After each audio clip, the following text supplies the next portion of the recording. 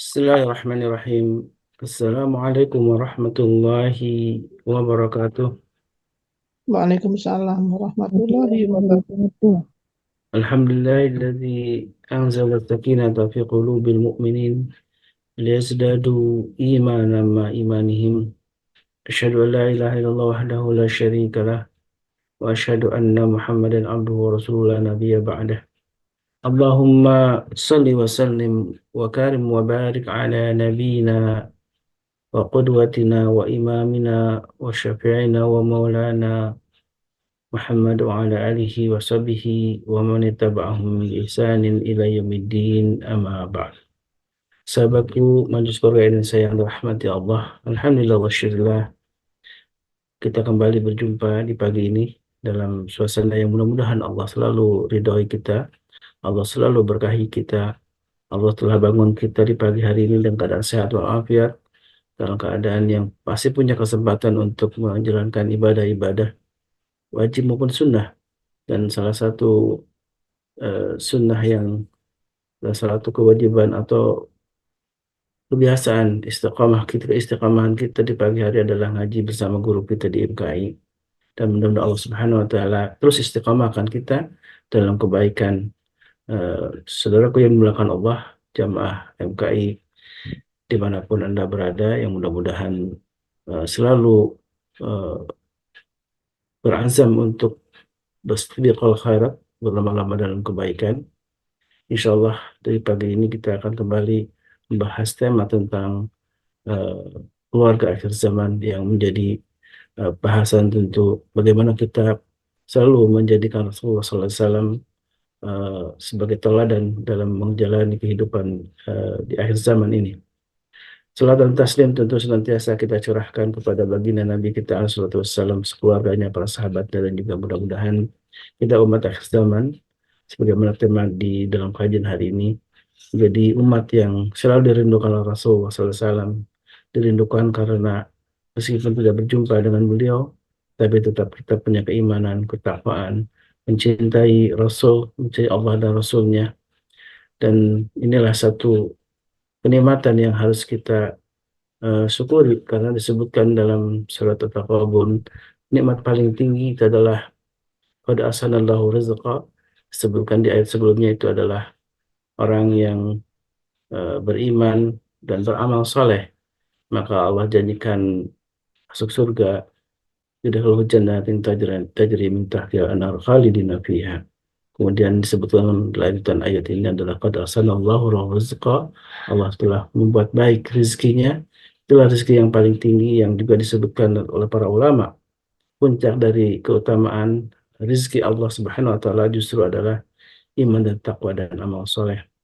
Sedangkan harta disebutkan menurut pendapat Asy'arawi adalah rezeki paling rendah.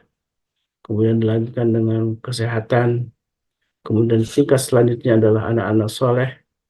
Dan terakhir adalah tentu adalah keimanan dan amal soleh menjadi rezeki paling utama yang kita harapkan, yang kita selalu doakan kepada Allah Subhanahu wa taala. Dan tema tentang akhir zaman yang masih mungkin ingat di kajian di hari kemarin, Bapak selalu mengajak, lihatlah lemari kita, apakah masih banyak barang-barang yang kita miliki yang justru mubazir. Banyak barang-barang yang kita miliki justru nanti akan menjadi fitnah atau ujian untuk kita karena akan diminta pertanggungjawabannya. Karena itulah dengan membuka lemari kita kemudian mensedekahkan sebagian besar dari apa yang kita miliki, justru ini menjadi penyelamat kita insya Allah. Dan inilah ajakan yang dari kemarin sudah disuarakan oleh Bapak Haikal ya, bagaimana kita menjadikan harta kita harta yang penuh berkah, salah satunya harta yang disedekahkan. Harta yang abadi adalah harta yang diberikan untuk orang lain, harta yang dipakai untuk jihad fisabilillah. Karena harta yang justru kita menggunakan untuk diri kita sendiri adalah harta yang akan habis, tapi harta yang kita sedekahkan itulah harta yang sesungguhnya abadi. Sebagai bukti kita memang menjadikan harta sebagai wasilah untuk mendapatkan kebaikan dari Allah Subhanahu wa taala berupa pahala yang berlipat-lipat, tidak hanya di dunia tentunya, tapi juga di akhirat yang paling utama kita mendapatkan ganti yang terbaik dari Allah Subhanahu wa taala. Amin Allahumma amin. Dan tema tentang keluarga akhir zaman itu menjadi hal yang eh, penting kita kaji karena ini adalah persoalan yang kita hadapi sama-sama. Bagaimana serbuan eh, apa namanya gadget salah satunya yang berada sampai ke ruang-ruang bilik-bilik rumah kita, sampai anak kita barangkali ada di antara anak-anak kita yang begitu sangat tergantung dengan eh, gadget sehingga lupa untuk menjadikan Al-Quran sebagai sumber inspirasi, Al-Quran menjadi sumber tempat belajar yang terbaik, Al-Quran menjadikan tempat untuk penenang dalam segala hal. Inilah yang seharusnya memang dilakukan oleh orang beriman dengan salah satunya zikir. Zikir adalah mengingat Allah. Zikir adalah salah satunya dengan kita selalu berinteraksi dengan Al-Quran. Zikir tentu bagian dari sholat adalah zikir. Dan inilah eh, yang memang harus kita lakukan untuk menghadapi eh, berbagai macam problematika di akhir zaman. Dan insya Allah akan kembali diulas oleh Bapak Haikal yang alhamdulillah sudah hadir di setengah-tengah kita. Insya Allah, tabarakallah. Bagaimana kabarnya, Beh? Sehat walafiat pagi ini? Masih di mute, Beh?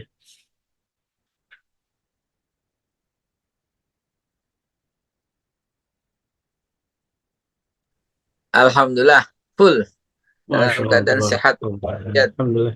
Alhamdulillah full dalam kondisi prima. Alhamdulillahirabbil alamin. Mhm. Dan saya ingat deh salah satu nasihat Babe itu mulailah pagi itu dengan mandi, Beh, ya. Mandi Ya, di ya. pagi hari sebelum subuh itu luar biasa Oh, dan dahsyat itu. eh, Allahu Akbar. Itu dahsyat itu. Eh, barusan kan ditanya dan saya bilang yes, mantap, prima gitu kan. Eh, mungkin teman-teman tahu satu orang presenter, motivator handal kelas dunia yang sukses luar biasa namanya Steve Harley. Steve Harley, pembawa acara paling sukses nomor satu dan bertahan lebih daripada 10 tahun di dunia, ya mengalahkan siapa tuh yang wanita kulit hitam, presenter top banget itu, yang menjadi miliarder di Amerika. iya siapa? Ah, ya kalah lah pokoknya dia. Ya, dia punya seorang teman, teman lama, teman kecil. Satu hari pagi-pagi telepon dengan exciting begini. Hey Steve, how are you today? Come on. Di jam 5 pagi. Dan dari jam 5 pagi menurut orang Amerika tuh pagi sekali gitu kan. Mereka aktivitas jam 9 baru mulai bangun tidur dan seterusnya. Lalu kemudian si Steve itu menjawab dengan tenang gitu kan. Apaan ini siapa gitu. Tutup lagi gitu. Besokannya jam 5 bunyi lagi. Kring, diangkat lagi. Hey Steve, how are you? Di sana. Terus aja teman itu, saya lupa namanya. Besok bilang ini jam 5 masih pagi, dia bilang gitu. Oke, udah. Besokannya telepon lagi. Jam 5 lagi. Kring, dia udah pusing, udah mulai ini. Udah mulai kring. Steve, how are you today? This is a very great day. Ini hari yang luar biasa, keren banget gitu. Ah, udah mulai kasar ngomongnya. Besok jangan telepon lah, kan nggak ada apa-apaan, cuma telepon doang gitu. Terus aja begitu. Besokannya tering, si Steve udah mulai maki-maki. Kurang ajar loh, macam-macamnya dan seterusnya. Terus aja, kring, Steve, how are you today? Plak, ditutup lagi gitu ya. Dan terus, Anda tahu berapa kali dia telepon? 37 kali, 37 hari berturut-turut. Itu ngeselin banget kan ya. Dan akhirnya di hari yang ke-37, dia mulai ngomong, ada apa dengan Steve? Kata dia gitu. Saya udah telepon, dan kamu selalu angkat. Ada apa? Dan saya ngomong hal yang sama. Ya dia bilang di telepon, dia mesti angkat dengan segala kemarahan, pengen maki-maki gitu. Temennya dia yang jauh itu berkata gini, enggak seharusnya kamu jawab telepon begitu. Lu tuh orang hebat, kata dia gitu. Lu tuh punya potensi. Dan pada waktu di telepon itu, Steve Harley adalah pengangguran. Ya, dia pengangguran kelas berat. Tahu? Ditutup telepon, dia kayak ditamparin gitu ya, kayak dipukul. Dia bengong aja. Kenapa gue begini ya? Kenapa gue begini? Sampai akhirnya yang ke-38 kali ditelepon jam 5 subuh, kring, diangkat. Hey Steve, how are you? Come on, luar biasa hari ini, keren banget hari ini, hari yang indah buat gue. Lu juga mudah-mudahan kayak gitu. Ya hari ini mudah-mudahan apa yang kita akan dapatkan, apa yang kita inginkan. Oke, oke, bye bye, assalamualaikum. Nggak bukan assalamualaikum ya. Oke, bye bye, oke, thank you, bro. Percaya atau tidak, itulah hari Steve Harley mendapatkan perubahan drastis dari hidupnya. Tiap hari dia bangun jam segitu, dan dia pilih salah seorang temannya untuk dia telepon, dan kemudian kita kenal, akhirnya dia diangkat oleh satu orang produser, dan kemudian di akhirnya punya acara, dan semua acara yang dibintanginya sukses. Satu, acara dialog dengan anak-anak, ya kayak majelis keluarga Indonesia. Yang kedua, dialog dia dengan solving problem untuk rumah tangga. Steve Harley punya dua acara. Yang pertama acaranya untuk penyelesaian keributan antar suami istri rumah tangga, dan bagaimana cara berdialog dengan anak-anak. Dan itulah the most famous acara di Amerika, tembus selama ini, belum pernah ya kalah, belum pernah ada yang bisa melewatinya. Dan acara Steve Harley ini melewati acara The Family Feud, Family 100 kalau kita bilang, melewati semua kuis-kuis yang ada di Amerika. Hadirin sekalian, mari kita mulai akhir zaman yang telah masuk ke rumah tangga kita. Bismillahirrahmanirrahim. Saya bawa pengantar itu karena betul-betul inspiring for me. Betul-betul menginspirasi saya. Artinya gini, orang-orang yang mulai pagi hari dengan lemah, ribut, berdebat, ada orang-orang yang gagal pada hari itu dan berulang efeknya. Itu sebabnya keributan apapun sekecil di keluarga jangan sampai menunda-nunda sampai 2 hari, 3 hari. Sampai Rasulullah memberi batas maksimum 3 hari aja. Maksimum. Tetapi apa yang terjadi antara para sahabat Nabi sungguh mengagumkan. Begini ceritanya. Umar bin Khattab adalah salah seorang sahabat senior, sahabat yang terkemuka, diberi julukan Al-Faruq, sang perubah. Sementara Abu Bakar Siddiq, maaf, juga sahabat terkemuka, ya, diberi julukan As-Siddiq, orang yang membenarkan Rasulullah. Suatu ketika Abu Darda menceritakan, rupanya ada clash, ada perselisihan antara Abu Bakar Siddiq dan Umar bin Khattab. Maaf, ini udah di save ya? Record? Record? Sudah Beh, masuk ke YouTube. Udah live. Oke. Ini keren banget soalnya. Gini. Lalu kemudian bercerita ya, jadi sahabat sesenior, semulia, seutama, sehebat, sedahsyat, sealim, setakwa, seiman, dengan keimanan tertinggi di seluruh manusia, bukan Nabi ya, manusia, Abu Bakar Siddiq, ada clash dengan Umar bin Khattab.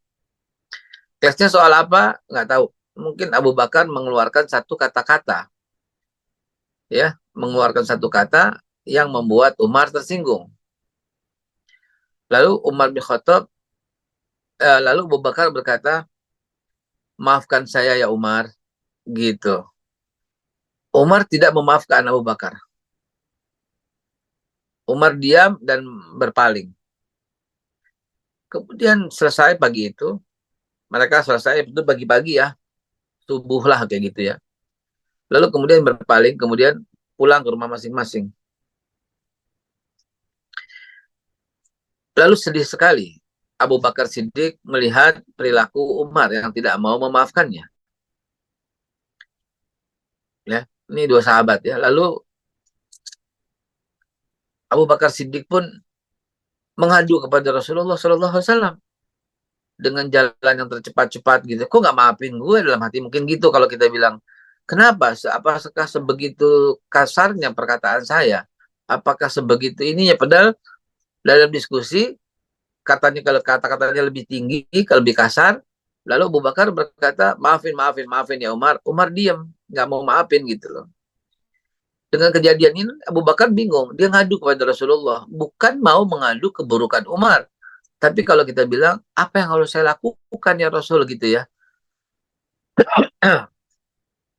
Maka Abu Bakar setelah kejadian itu dan Umar pergi, Abu Bakar kemudian menghampiri Rasulullah Shallallahu Alaihi Wasallam dan berkata, wahai Rasulullah,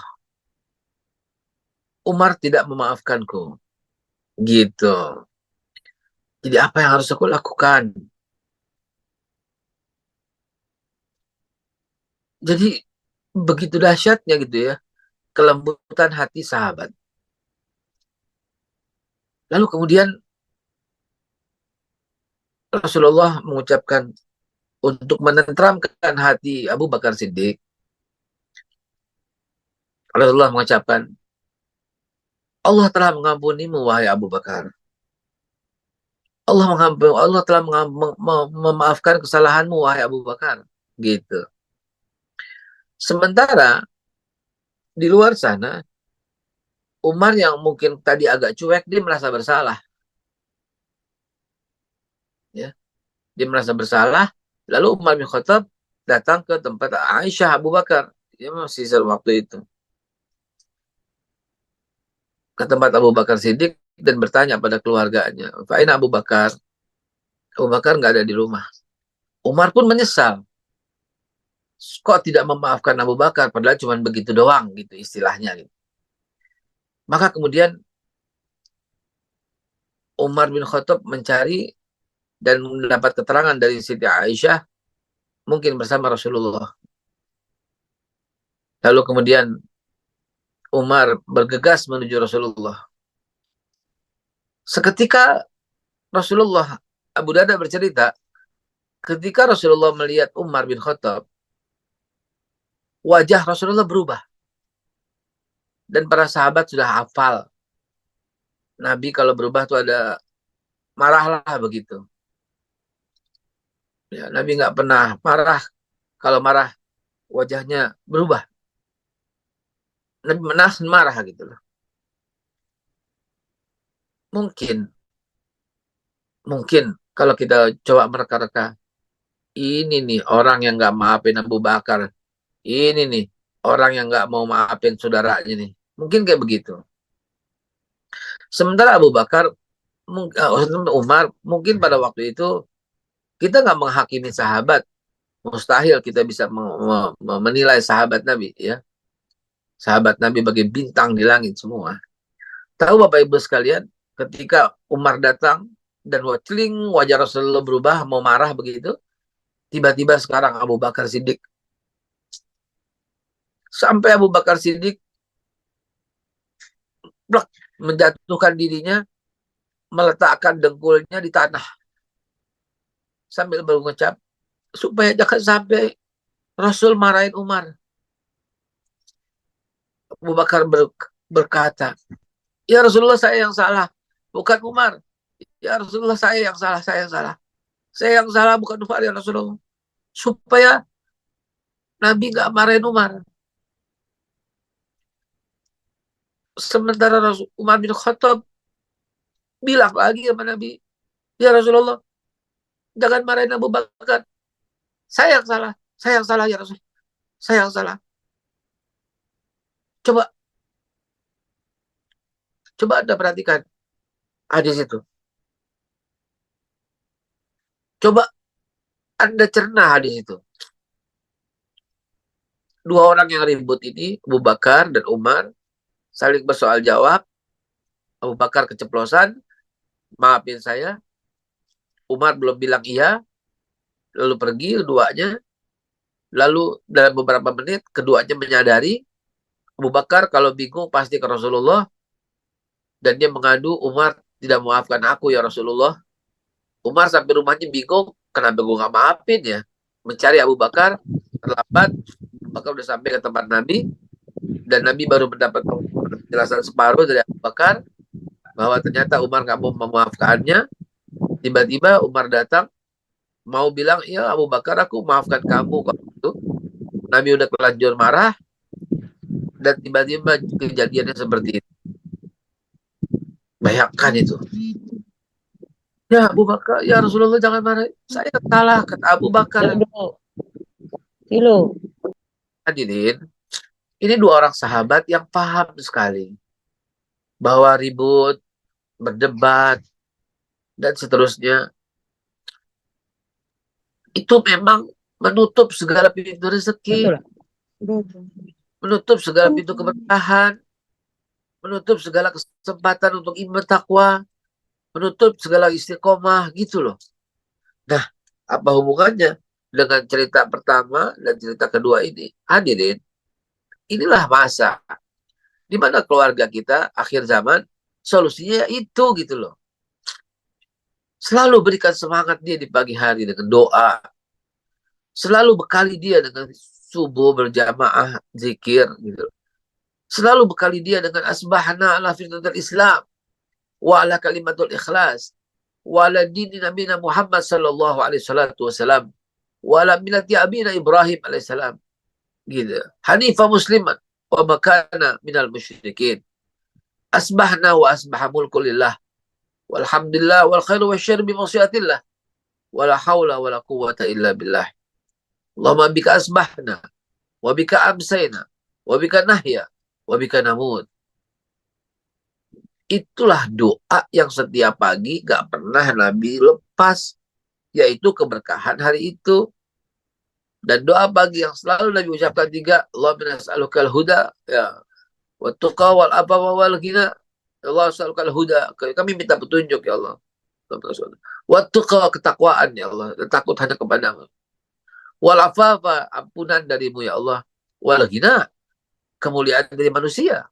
Wal ghina anin nas, nggak usah berharap pada manusia, nggak usah minta-minta pada manusia, nggak usah memohon merendah-rendahkan diri pada manusia. Itulah 4 doa yang nggak akan pernah lepas dari mulut Nabi dan Nabi ucapkan di pagi hari. Ilmu yang manfaat, ya. Hadirin sekalian yang saya hormati, yang saya muliakan. Akhir zaman ini telah sampai di telinga kita. Kemarin saya membahas di zaman ini disket berubah menjadi flash disk. Di zaman ini TV berubah menjadi digital. Di zaman ini juga internet membuat kita bisa berkomunikasi dengan jarak jauh. Semua terjadi di zaman ini. Di zaman ini tulisan tangan berubah menjadi print, jadi komputer yang bisa nyetak. Di zaman ini juga semua tiba-tiba handphone menguasai seluruh tubuh kita. Surat kalah sama handphone. PDF kirim. Lukisan kalah sama handphone. Copy, paste, edit, artificial intelligence jalan. Perbankan kalah sama handphone. Buka handphone, transfer. TV kalah sama handphone. Apapun yang ada di TV kita bisa lihat. Handphone menjadi raja. Handphone menjadi Tuhan. Handphone menjadi segalanya. Ke mall, nggak usah bawa apapun. Yang penting bawa handphone. Handphone telah menggantikan semua aktivitas kita. Nggak usah ngapa-ngapain. Klik, selesai. Bayar pakai handphone. Transfer pakai handphone. Nonton pakai handphone. Menipu pakai handphone. Maksiat pakai handphone. Itulah sebabnya. Handphone menjadi Tuhan bagi beberapa orang.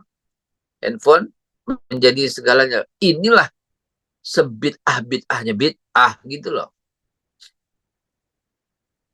Baru kemudian yang dibuka apa? Menjadi bid'ah hasanah. Gitu. Inilah sebid'ah-bid'ahnya bid'ah. Emang ada bid'ah hasanah? Nabi juga nggak pernah bilang. Ada yang bilang begitu. Nah ini orang yang maaf mainnya kurang jauh, ya, mainnya kurang jauh. Emang ada kalimat dari Nabi, misalnya, Rabbana Rabbana lakal hamdu, Rabbana walakal hamdu kaman nawirta samawati wa biqudratik. Atau emang ada sholat syukril wudhu dari Nabi, gitu kan? Jadi nggak usah ngomong kayak begitulah, gitu ya. eh Bagaimana dengan zikir Abu Hurairah 1000 kali, gitu? Emang ada dari Nabi kan? Nggak juga. Jadi nggak boleh ngomong begitulah. Nah,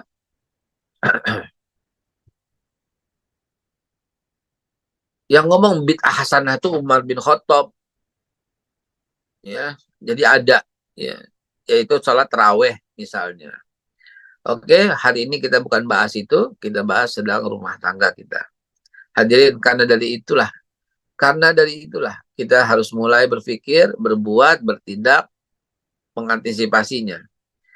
Nah, lalu kalau dari disusun kemarin, biasanya ibu siapa yang suka nyusun kalimat, biasanya diurutin gitu ya. Bahwa ternyata menghalau segala antisipasi akhir zaman itu adalah lahir batin. Batinnya dengan sedekah dan zikir, gitu. Lahirnya dengan baru tausiah dan mau'izoh hasanah. Cerita-cerita soal Abu Bakar Siddiq, soal Umar bin Khattab harus menjadi referensi di pikiran kita bahwa yang namanya keributan itu nggak boleh. Di rumah tangga, menghalaunya adalah sedikit sakinah, mawaddah, warahmah. Menghalau segalanya itulah dengan itu. Di rumah nyaman, tenang, damai, zikir, ketawa, bercanda. Itu satu-satunya penghalau paling hebat dalam mengantisipasi akhir zaman. Kalau tidak, ibu bapak kalah dengan kenikmatan gadget.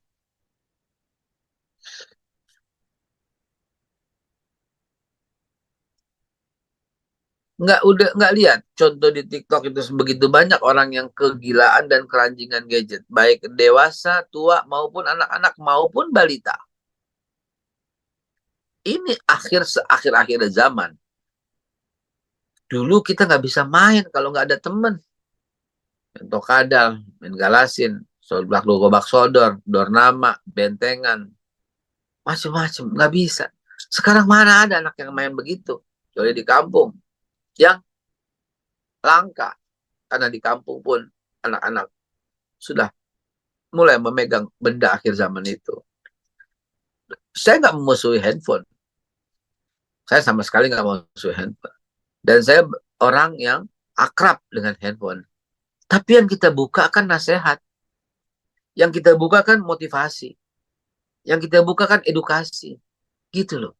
Apalagi TikTok, Facebook, Instagram punya algoritma yang sama. Dia akan menyajikan kembali apa yang Anda pernah buka atau apa sejenis yang Anda buka. Hadirin yang saya hormati, yang saya muliakan. Bagaimana lalu menghalau akhir zaman seperti itu? Ya, harus serius duduk berzikir. Harus serius mengajarkan sedekah. Harus serius menyedekahkan apa yang kita punya. Kenapa? Apa dampaknya? This is a miracle. Ini keajaiban.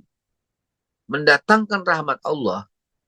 Mengusir jin dan syaitan yang ada di rumah. Dengan cara seperti itu. Pernah saya sampaikan tentang rumah yang kotor, bau, ada najis, dan ribut. Pak, adalah rumah yang paling disenangi oleh jin dan syaitan. Rumah yang kotor, bau, berantakan, dan isinya orang berbantah-bantahan. Rumah orang yang kotor, najis, bau, berantem, berbantah-bantahan. Rumah yang paling disenangi oleh jin dan syaitan. Dan rumah yang sudah ditempati oleh jin dan syaitan, nggak akan malaikat masuk. Inilah rumah yang berbahaya. Karena mensuburkan kefusukan, mensuburkan kafiran, mensuburkan kemusyrikan dalam hati kita. Suami istri yang bercerai gara-gara itu, karena nggak lagi tertarik gitu loh. Selus dibisikin terus sama jin, karena tugas utama jin memang memisahkan hubungan. Nggak berhasil nih, dari anak diganggu. Bapaknya baru pulang, anaknya dicoel-coel sama jin, sama setan, anaknya digangguin, anaknya ditakutin, sampai akhirnya anaknya nangis kejar.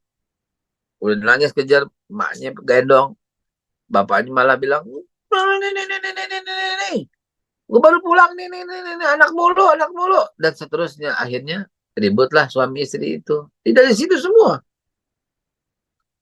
Hadirin sekalian yang saya hormati, yang saya muliakan. Sudahlah, mulai hari ini. Yuk, ikutin deh. Jangan cuma asal dengar bagus, tinggal, iya. Jangan. Anda sangat menjadi orang yang merugi banget kalau begitu. Jangan cuma berkata dan bertanya, oke, bagus, cakep, ya, komen, dan sebagainya. Nah, no. Jangan. Jangan cuma menjadi orang yang like, share, and comment. No. Subscribe. No. Do. Bukan cuma like, share, comment, subscribe, like, share, comment, subscribe. Bukan. Do what you hear. Lakukan. You'll be surprised. Anda akan terkejut. Kemarin saya minta sama teman-teman, buka lemarinya. Mana yang nggak kepake, keluarin. Buka gudangnya. Mana nggak kepake, keluarin. Bagaimana caranya? Ya Anda yang lebih tahu. Buka tuh laci-laci. Mana yang nggak kepake, keluarin. Lihat tuh sendal. Lihat tuh tas. Mana yang dia nggak mau pakai, keluarin. Ini level terendah. Lan tanalul birra hatta tunfiqu mimma tuhibbun. Tertinggi. Menginfakkan yang masih kita suka. Terendahnya itulah menginfakkan yang kita udah nggak suka. Udah. Ambil yang terendahnya dulu deh. Kalau di bawah dari itu, bakhil. Pelit. 1 detik sebelum saya masuk, saya ambil handphone.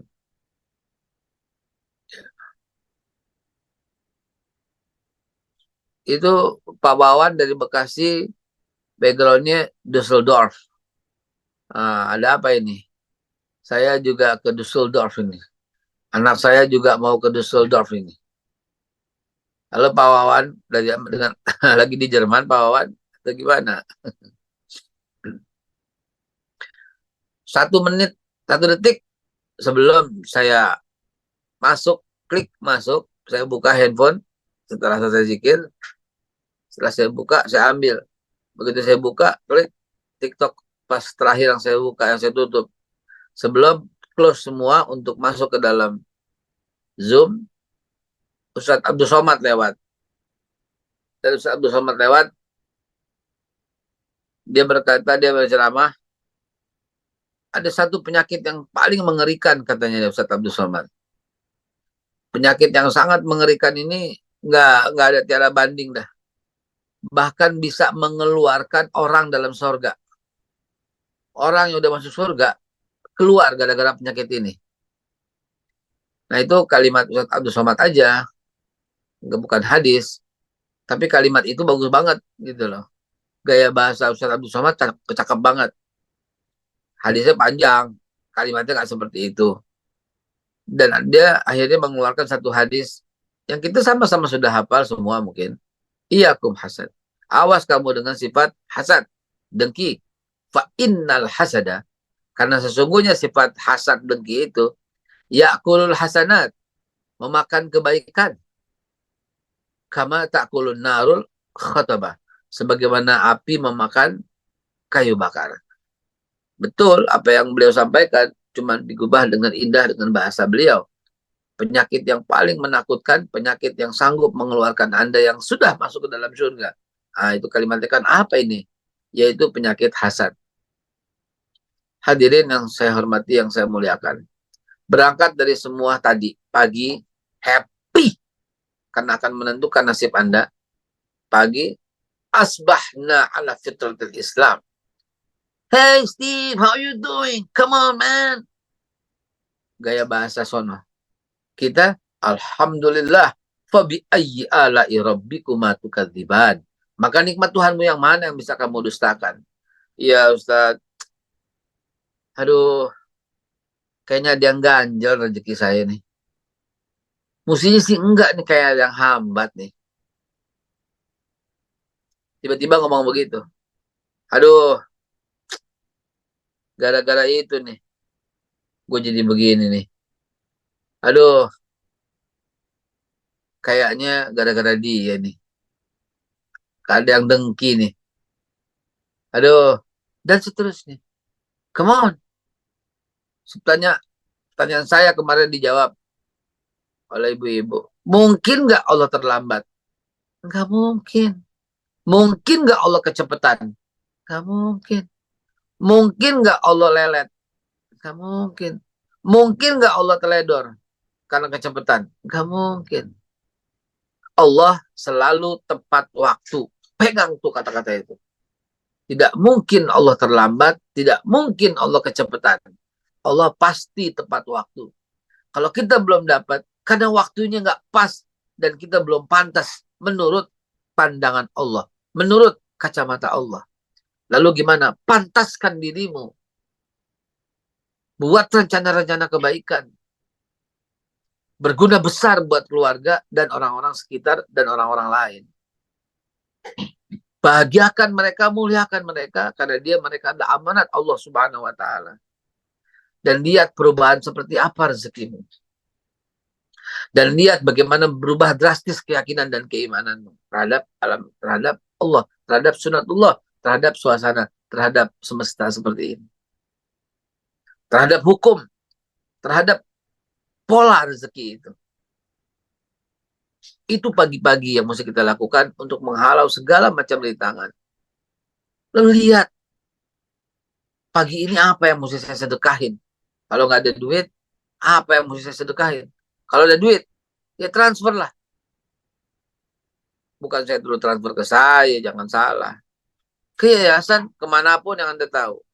Apalagi ke tempat ini, Majelis Keluarga Indonesia, yang senantiasa insya Allah menebar manfaat kepada semua umat sebanyak-banyaknya, seluas-luasnya, sedalam-dalamnya. Lalu kemudian sulit Anda harus melawan, menghalau segala yang sudah masuk. Bentengin dengan zikir, bentengin dengan sedekah, bentengin dengan motivasi dan niat yang baik, bentengin dengan keakraban di antaranya, bentengin sehingga menarik banget, bentengin semua itu. Nah, hal-hal seperti inilah yang perlu kita lakukan sebagai orang tua akhir zaman. Kalau kita melawan keadaan seperti ini, Anda pasti akan kalah. Nggak akan menang, percaya sama saya. Anda akan kalah gitu loh. Anda tiba-tiba menjadi orang yang menyebalkan. Anda tiba-tiba menjadi orang yang nggak mengasihkan. Anda tiba-tiba menjadi orang yang apa? Ya, menyebalkan gitu loh. Dan kalau itu terjadi, nauzubillah, summa nauzubillah, Anda nggak akan bisa mengubah apapun. Karena kata-kata orang yang menyebalkan nggak akan bisa Anda terima dengan ikhlas. Contoh, jangan contoh dah. Ntar masuk ke politik. Wallahu alam bisawab. Silakan dibuka forum tanya jawab menjelang closing seperti ini. Betul.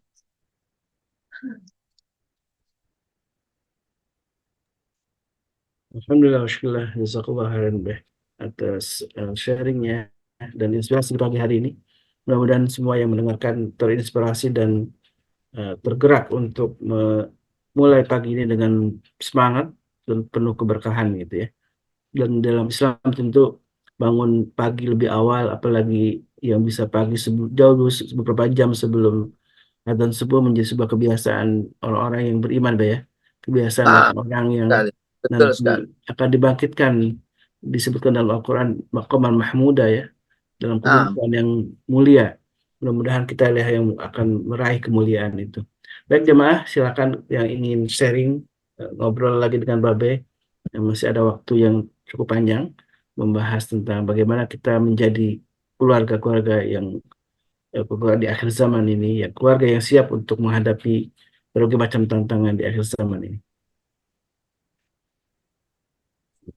Dan alhamdulillah nih Bunda Nadia sudah melaksanakan nih nasihat Babeh kemarin untuk buka lemari gitu. Dan mudah-mudahan juga yang lain juga terinspirasi untuk kembali membuka lemari kita. Ya jangan ada barang yang sudah lama nggak terpakai tapi masih layak untuk dipakai oleh orang lain. Silakan untuk membagikannya.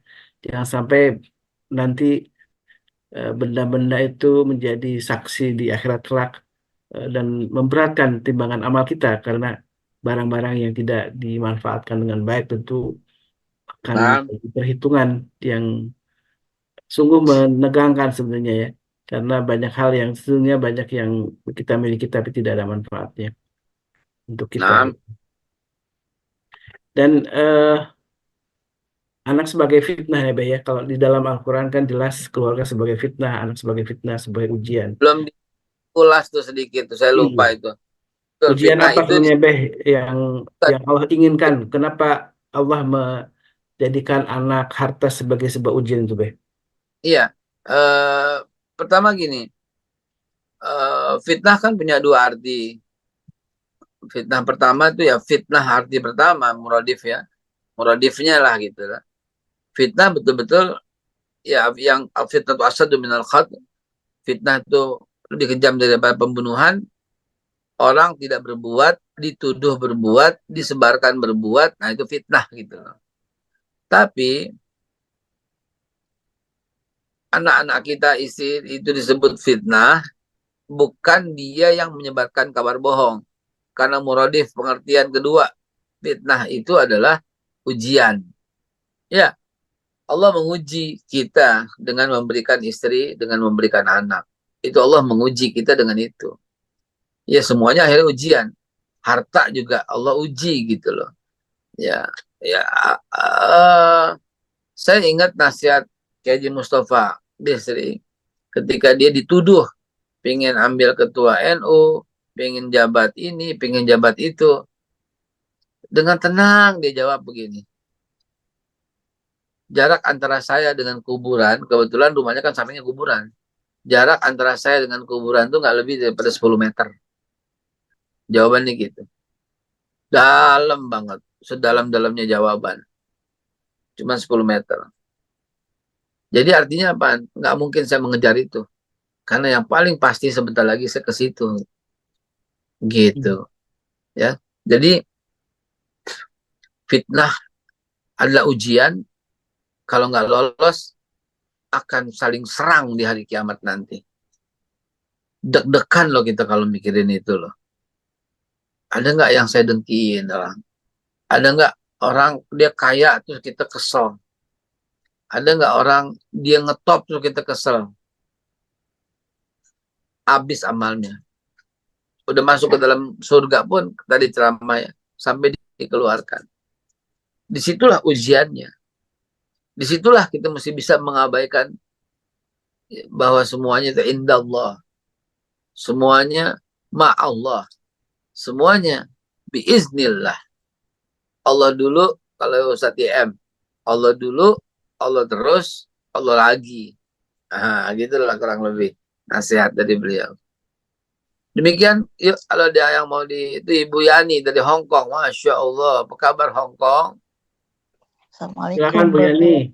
dari Hong Kong. Iya, terima kasih Ustaz Halis. Assalamualaikum, Babe. Waalaikumsalam warahmatullahi. Babe, ini dalam berkeluarga, kakak beradik, apa namanya? Salah nggak seorang adik itu, gini intinya, apa? Si kakak nih fitnah adiknya, fitnah terus sumpah serapah, intinya nggak baik lah ucapannya. Tapi Ya, si adiknya ini memaafkan, ya, mendoakan tiap sholat gitu biar dapat hidayah kakaknya, bahkan sampai sedekah atas nama kakaknya supaya diberi hidayah gitu kan. Tapi si adik belum berani untuk ketemu langsung, karena kalau ketemu langsung itu jadi kayak nginget lagi gitu loh, Be. Nah, Ya, sikap seperti itu boleh nggak sih, Be, gitu. Nah, mohon sarannya, Be. baik, Makasih. baik. Sudah betul, sudah betul, dan boleh. Ya, sudah betul, boleh, dan memang begitu. Jadi awali dengan doa lebih dulu, agar Allah lunakkan hatinya. Awali itu. Bahkan bukan cuma dengan doa juga sekotak jiko. Sekotak koran bakery. Maaf ya disebut produk. Artinya sekotak hadiah, atau sekotak kue makanan, atau sekotak pastel, atau gepuk Nyonya Ong. Astagfirullahaladzim. Ya, juga begitu. Jadi udah betul caranya.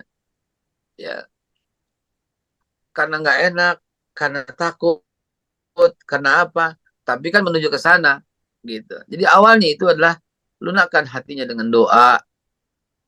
Kenapa mu'alafati qulubihim?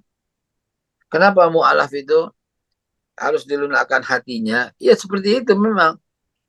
Bukan kita berkepentingan, bukan mentang-mentang apa namanya Islam butuh amat sih dia orang. Enggak begitu konsepnya. Enggak gitu konsepnya kali, gitu kan. Konsepnya adalah untuk melunakkan hati. Dalam Islam diakui bahwa melunakkan hati itu dengan memberi atau berbagi. Dan dalam Islam mu'alaf digituin. Jadi kakak yang dia fitnah, dia nggak beres, dia kasar, ya awali dengan doa dan kemudian memberi.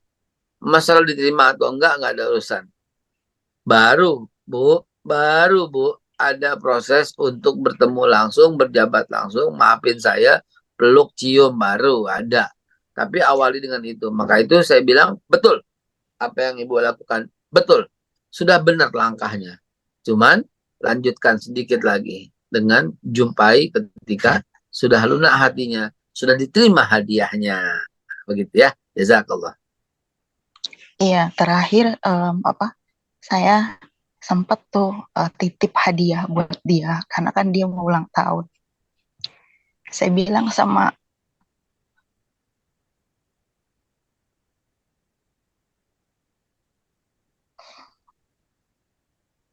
Apa Ibu, lanjut. kakak saya yang satunya, saya titip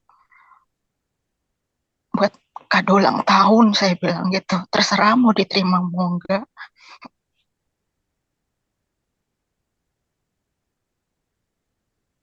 Lanjut Ibu. Iya, saya bilang sama kakak saya yang satunya, terserah kamu mau diterima mau enggak, itu haknya dia. Niat saya ngasih hadiah buat dia. Mudah-mudahan dia suka. Dan dia berubah, saya bilang gitu. Nih, Allah bersama Bu Yani. Apa yang Ibu Yani lakukan adalah penyambung silaturahim. Nggak gampang Bu punya hati seperti itu. Saya ucapkan selamat pada Bu Yani di Hong Kong. Ya, Ibu sudah berada pada tempat yang benar. Ibu sudah berada pada jalur yang benar. Ibu sudah melangkah dengan tatapan langkah yang tepat. Ya, tapi jangan diucapkan mau terima atau tidak terserah. Ya, tapi berikan saja. Dah, gitu. Dan berharaplah semoga dia bisa berubah. Kekuatan doa dan pemberian yang Ibu lakukan setepat-tepatnya langkah. Hanya saja jangan berkelanjutan bertahan di situ, naikin sedikit dengan menjumpainya.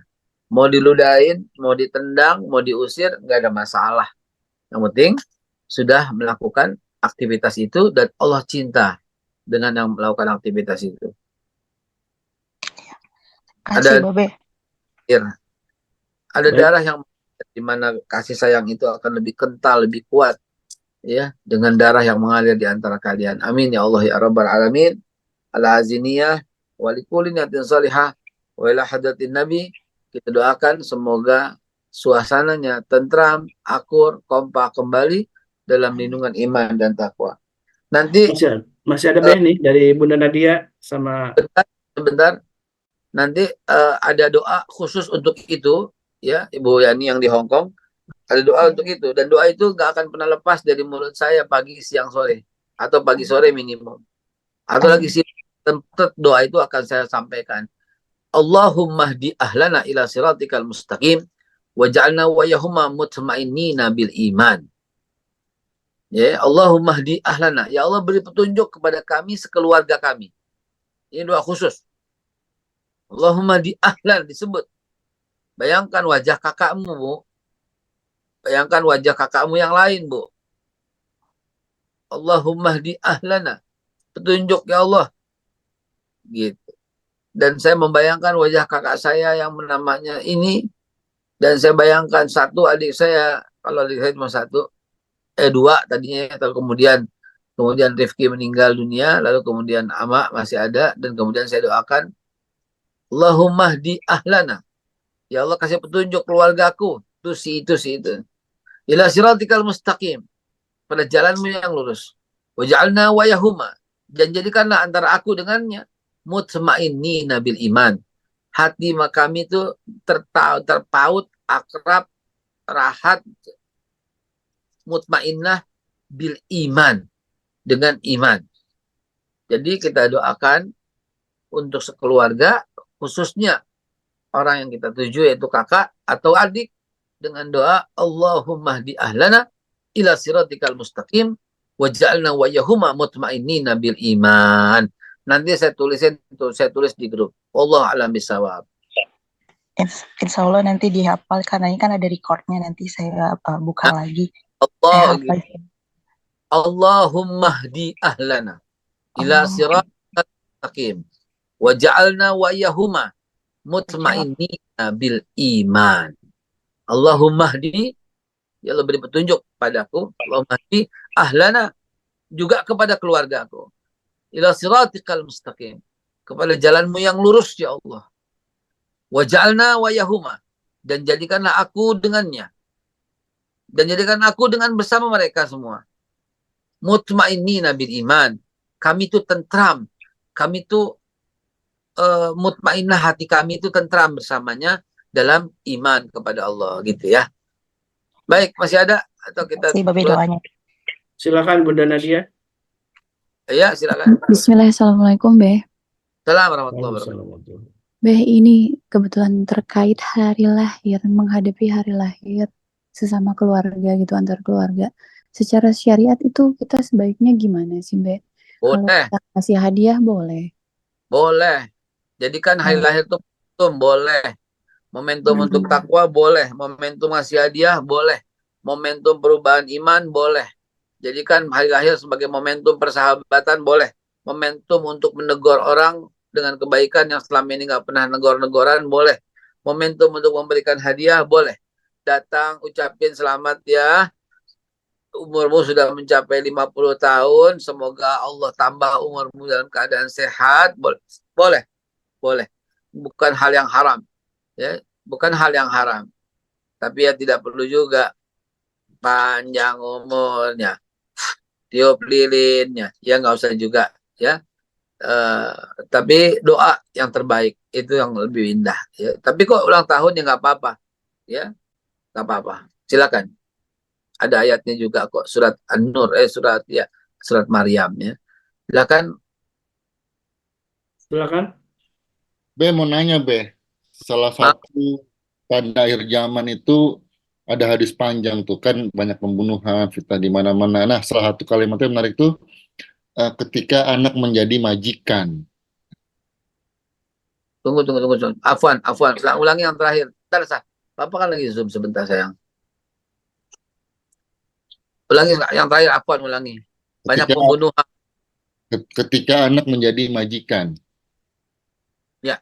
Nah, ya. Terima kasih. Ini bukan pertanyaan. Alhamdulillah, ini mengarahkan ini, betul, ya. Mengarahkan. Jadi, cintanya kita kepada anak, jangan menjadikan dia majikan. Betul sekali. Akhir zaman itu adalah ketika anak menjadi majikan dan orang tua menjadi budak, gitu ya. Nah, ketika Jika orang tua tidak mengasyikkan, akhirnya anak bisa menuntut. Ini nih karena mama yang kurang. Ini nih karena papa yang kurang. Ini karena ini nih. Kenapa? Dia komparasi kita dengan yang lain. Dia komparasi kita dengan Bill Cosby dulu. Ya, dikomparasi kita dengan film apa tuh, like Love Father gitu. Dikomparasi kita tuh, kok nggak gini ya, kok nggak gini orang tua gua, kok nggak gini, kok nggak gini, kok nggak gini. Akhirnya dia kurang ajar, dan kurang ajarnya itu telah menjadikan dia menjadi tuan di rumah dan kita sebagai budak. Padahal, masya Allah, orang-orang dulu kalau umpamanya orang tua ngedehem tuh kita langsung diem, takut banget, langsung gelar sejadah, langsung sholat gitu. Orang tua sekarang akhirnya menjadi budak daripada anak-anaknya. Kenapa? Karena akhir zaman telah membuat hal seperti itu. Dan itu betul-betul hal yang diharamkan Allah. Itu durhaka dan sebagainya. Nah, lalu bagaimana kondisi di rumah kita? Kondisi di rumah kita, sekali lagi, menjadi ayah yang dicintai, menjadi ayah yang dirindukan, menjadi ayah kalau ketemu anak-anaknya exciting, itu salah satu kuncinya. Ya, saya apa ya, ya pokoknya misalnya ada mau proyek nih, saya udah tulis nih, buat ini, buat ini segini, buat ini segini, dan istri dan anak-anak berada pada urutan pertama, ya, sehingga kita memberi kepadanya dengan harapan dia bisa berbakti kepada kita, bukan kita ketakutan, bukan kita dibudakin, bukan kita menjadikan anak kita tuan, sementara kita menjadi budak gitu. Nah, insya Allah itu akan menjadi perdiskusian dan perbincangan menarik untuk kita bahas satu episode, insya Allah, pada pekan yang akan datang. Baik. Tema akhir zaman kayaknya belum selesai, Mbak ya. Masih banyak Belum selesai, masih panjang. panjang ya tema tentang akhir zaman, dan karena ini juga masih ada pertanyaan, nanti mungkin bisa disimpan ya pertanyaannya karena Bapak sudah ada kegiatan lain, dan insya Allah ini ada beberapa pertanyaan dari Bu Dwi dan Bu Nenden yang insya Allah akan kembali dibahas di pekan depan masih tentang keluarga akhir zaman, karena akhir zaman begitu banyak fitnahnya. Kita belum ngobrol tentang ciri-ciri akhir zaman, Mbak ya, yang tadi disebutkan oleh Ustaz Selo. Ada ciri-ciri yang harus kita waspadai, ternyata Ya, fenomena global yang maksudnya pembunuhan apakah yang terjadi di mana-mana yang hari ini saudara-saudara kita di Gaza dengan mudahnya dihabisi, iya. mudahnya, dan alhamdulillah ada sisi alhamdulillahnya, dunia berubah.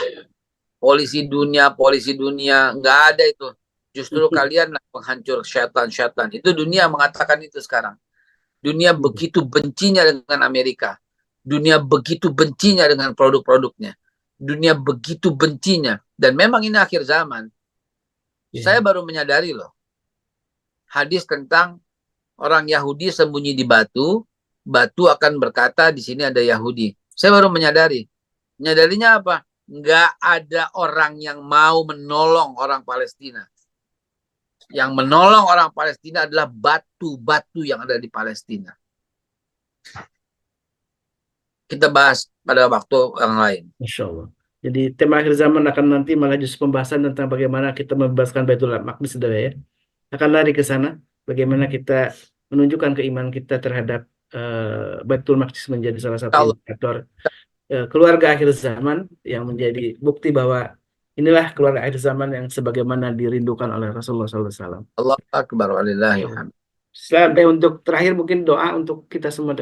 Baik, auzubillahisyaitonirrajim. Ya Allah, sampaikanlah untuk Nabi Muhammad sallallahu alaihi wasallam sebagai tanda cinta kami kepadanya, ya Allah, berilah pahala Fatihahnya untuk meninggikan derajat Nabi Muhammad sallallahu alaihi wasallam. Ya Rabb, dengan keluarganya, sahabatnya, istri-istrinya, anak-anaknya, dan seluruhnya, ya Allah. Ala aziniyah wa likulli niyatin salihah wa ila hadatin Nabi al-Fatihah. A'udzubillahi. Bismillahirrahmanirrahim. Alhamdulillah rabbil alamin, rahman rahim, maliki yaumiddin, iyyaka na'budu wa iyyaka nasta'in, ihdinas siratal mustaqim, siratal ladzina an'amta 'alaihim ghairil maghdubi 'alaihim waladdallin. Amin. Asbahna ala fitatil ism wa ala kalimatul ikhlas wa ala dini nabiyina Muhammad sallallahu alaihi wasallam wa ala millati abina Ibrahim hanifa muslima wa makana minal musyrikin. Asbahna wa asbaha mulku lillah walhamdulillah wal khairu wa syarru min masyiatillah wa la haula wa la quwwata illa billah. Allahumma bika asbahna wa bika amsayna wa bika nahya wa bika namut wa ilaika nusur. Wa sallallahu ala khairi wa sayyidina Muhammad subhana rabbika rabbil izzati amma yasifun wa salamun alal mursalin alhamdulillahi rabbil alamin. Sampai ketemu Senin depan ibu-ibu bapak sekalian. Wassalamualaikum warahmatullahi wabarakatuh. Waalaikumsalam warahmatullahi wabarakatuh. Sahabatku yang dimuliakan Allah, alhamdulillah wa syukurillah, pagi ini kita sudah menuntaskan satu kajian inspirasi, penuh dengan inspirasi bersama Mbak Haikal, dan mudah-mudahan Allah Subhanahu wa Ta'ala mudahkan kita untuk selalu berada dalam kebaikan, dalam siratal mustaqim, dalam jalannya yang lurus. Dan inilah upaya kita, ikhtiar kita untuk selalu saling menasehati dalam kajian ini. Di kajian inilah alhamdulillah kita bertemu, bersambung rasa dalam satu persaudaraan, bersambung rasa dalam satu cita-cita yang sama. Setidaknya kita ingin menginginkan sebuah keluarga yang sakinah mawaddah rahmah, dan tentu dimulailah dengan kita membekali dengan ilmu. Dan alhamdulillah guru-guru kita sudah berbagi ilmunya, pengalamannya bersama kita. Dan mari kita doakan juga para guru kita, Allah Subhanahu wa Ta'ala jaga mereka, Allah Subhanahu wa Ta'ala lindungi mereka, Allah Subhanahu wa Ta'ala berkahi mereka beserta keluarganya. Dan tentu ini doa untuk kita semua, saling mendoakan menjadi sebuah kebaikan kita sebagai seorang muslim. Dan adalah hak seorang muslim dengan muslim lainnya adalah saling mendoakan. Dan mudah-mudahan kita dimudahkan juga untuk selalu berjuang ya, berjihad fisabilillah dengan jiwa kita dan juga harta kita. Dan tentu selalu diingatkan kita oleh guru-guru kita untuk menjadikan harta kita sebagai harta yang insya Allah dinikmati di akhirat kelak berupa kebaikan atau pahala-pahala yang berlipat yang Allah berikan kepada kita sebagai bukti bahwa kita beriman kepada Allah dan Rasulnya, kemudian berjihad fisabilillah dengan harta dan jiwa kita. Mari kita tutup majelis ini dengan doa kepada Allah subhanakallahumma wa bihamdika asyhadu an la ilaha illa anta astaghfiruka wa atubu ilaik. Adana wa iyyakum wabillahi taufiq wal hidayah. Wassalamualaikum warahmatullahi wabarakatuh. Waalaikumsalam warahmatullahi wabarakatuh. اللهم ارحمنا بالقرآن واجعله لنا إماما ونورا وهدى ورحمة. اللهم ذكرنا منه ما نسينا وعلمنا منه ما جهلنا وارزقنا تلاوته آناء الليل وأطراف النهار واجعله لنا حجة يا رب العالمين.